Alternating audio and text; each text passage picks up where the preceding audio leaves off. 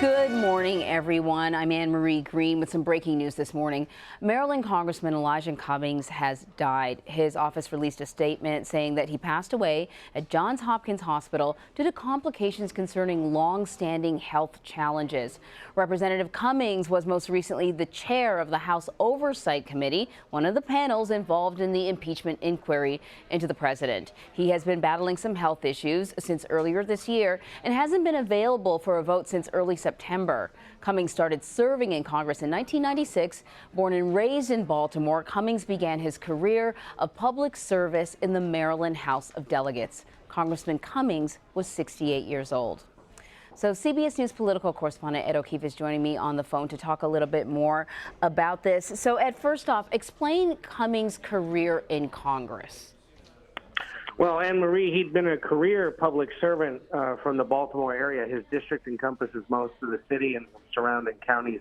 And before coming to Congress in 1996, he'd been a member of the Maryland House of Delegates. So somebody who knows the Free State and his city of Baltimore quite well and has been an essential lifeline for them to Washington over these many years. A veteran lawmaker, one of the few remaining members of the House Democratic Caucus who was around the last time Congress underwent impeachment proceedings for a president. He would have been a junior lawmaker then. At this point, was a senior one and somebody who had direct involvement, or at least a connection and oversight to the ongoing impeachment inquiry. The House Oversight and Reform Committee is a critical one of the most powerful, because it has subpoena power. It has the ability to investigate virtually any part of the federal government, and if people don't comply with their requests for information, they can drag them in with the force of a subpoena. The committee had sort of expanded its scope in the past year to beyond the federal government to look at things like prescription drug pricing and some other issues of concern, but forever has been known really as the place where if the Congress wants to learn something, House Oversight can drag them in. Perhaps most recently, people will remember that Cummings was chairman over the hearings involving Michael Cohen, the president's former fixer. And while his committee's been involved in impeachment, it hasn't taken the lead role by any means, nor has Cummings, in part because of his health concerns.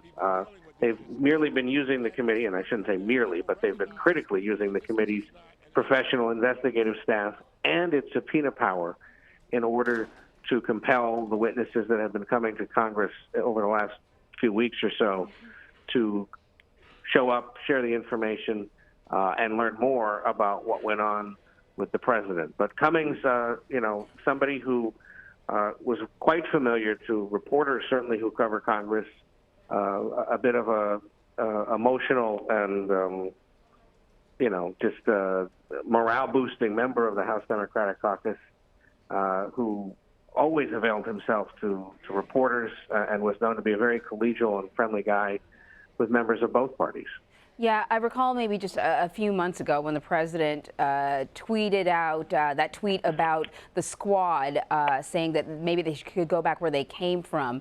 Elijah Cummings sort of got into a bit of a spat with him. The president was critical of Maryland. Elijah Cummings kind of fought back. But in general, he appeared to me to be very measured when it came to his criticism. Clear, plain spoken, but measured when it came to his criticism of the Trump administration, and really deferring to Nancy Pelosi when it came to moving forward with impeachment. Yeah, and that's a good way of describing it. Just sort of even-keeled, someone who, took those attacks, but didn't, necessarily overreact to them, even though some would probably say overreaction was probably warranted, because there he was talking smack about his hometown, basically. But I think that speaks to a professional career and a life experience, frankly, that Cummings had that many of his colleagues didn't. He lived in inner city Baltimore. I remember as a congressional reporter in my previous life talking to him at length at one point about the murder of his nephew, Christopher, who had been a college student in Old Dominion in Virginia and was killed in a gun-related crime, and how that murder had haunted him and his family because it remains unsolved. This is a guy who I think had experiences beyond the rough and tumble of partisan politics that really colored and helped sort of clarify for him what was a big deal and what wasn't. Yeah. And you know, we have very few of those people in public life, not only from the inner city, but I think of an advanced age who, you know, have seen things and have done things that sort of allow them to maybe take a deep breath before reacting to the ways of politics these days. And that perhaps is one of the contributions that would be most missed. Yeah, I think that's a really good observation. I was just sort of quickly reading an interview that he had done with the Baltimore Sun, particularly how, you know, the president's tweet about the squad going back to where they came from made him remember being, you know, a young person trying to integrate a pool in Baltimore, and the backlash, and how he still had a scar on his forehead from when a bottle was thrown at him.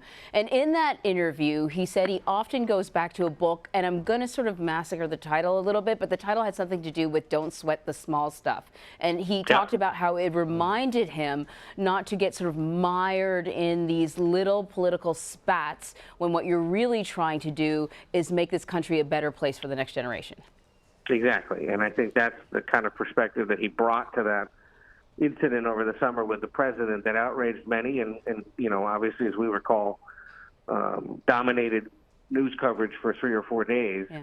But, you know, one guy who we didn't hear or see too much from in the midst of that, it was Elijah Cummings. That was partly because of his health issues. He was somewhat confined to dealing with that, but also because I think he understood, look, you know, the president can say that, but he doesn't know the neighborhood, and there are bigger fish to fry. So, you know, to his health issues, we do remember him questioning Cohen, and he had sort of a, you know, a robust opening statement. And it really sort of didn't really occur to me until, you know, reading about his passing that I, in fact, have not seen him a lot recently. Can you tell us what's been going on with his health? It's been heart-related to some extent, but he's also been using a walker or one of those motorized scooters.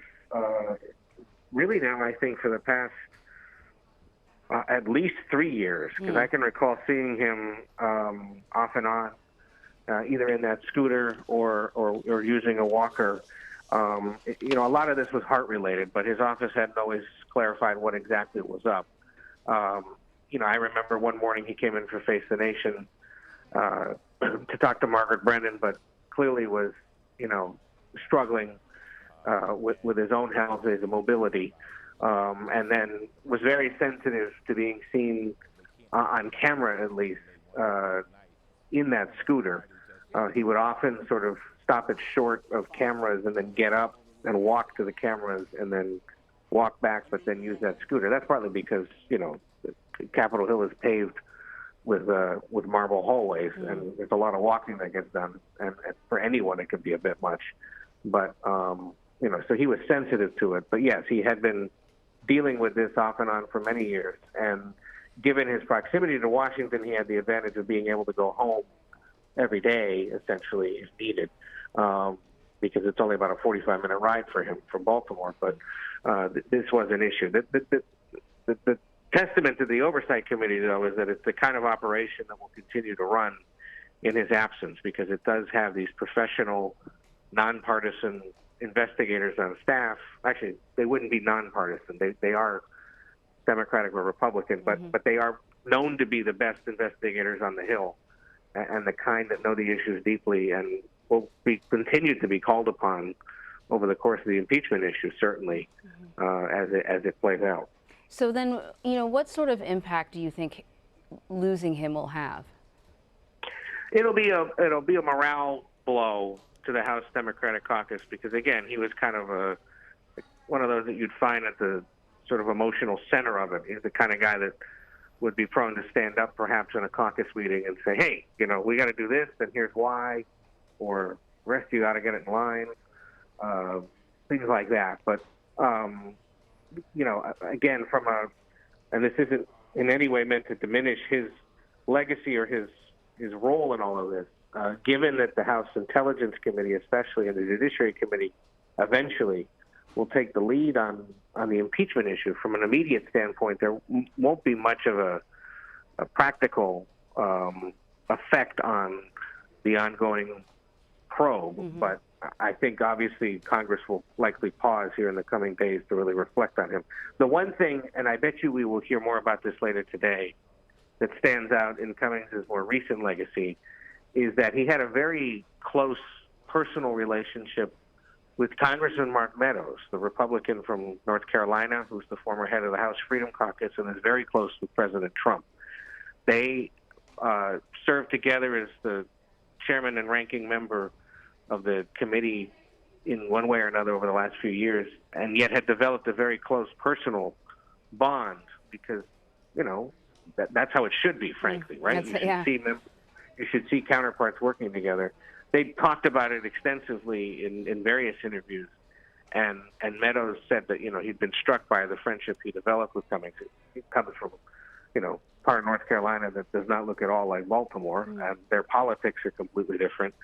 But it was a testament to their ability to sort of understand that they had to work together, and that they developed a closer bond. And I suspect we'll hear a little bit more about that from Congressman Meadows, at least later today or in the coming days. Right, echoes of days gone by, because we don't see a lot of that now. Ed O'Keefe, thank you so much. If you were just tuning in, we are talking about the life of Congressman Elijah Cummings. Just to bring you up to speed, U.S. Representative Elijah Cummings of Baltimore died this morning. According to his office, he died at Johns Hopkins Hospital due to complications concerning long-standing health challenges. And Ed O'Keefe just mentioned that he had some issues with his knees, but also with his heart. There was a planned medical procedure before the most recent recess, congressional recess, but the expectation was that he was going to return. And when he didn't, certainly there was some concern because he is the chairman of the House Oversight Committee, one of the 3 committees that are participating in the inquiry into the impeachment. He was 68 years old, and as we continue throughout the rest of the day, we're going to bring you more news as we get it, and of course reflect on his life in public service and beyond.